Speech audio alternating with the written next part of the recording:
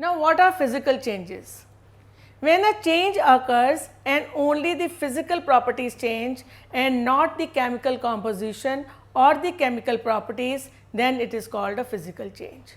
Like when ice changes to water, it is a physical change, and usually these changes are reversible.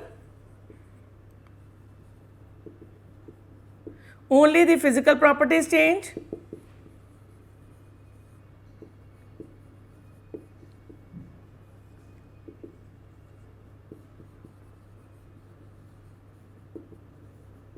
And no new substance is formed.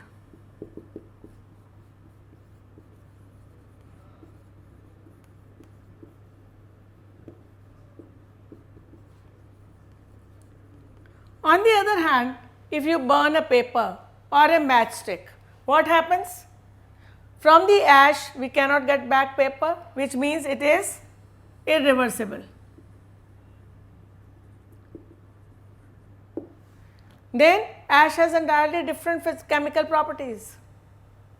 So, not only the physical but also chemical properties change and a new substance is formed. So, when a new substance is formed and both physical and chemical properties change and the change is irreversible, like milk changing to curd or paper changing to ash on burning, then it is not a physical change, it is a chemical change.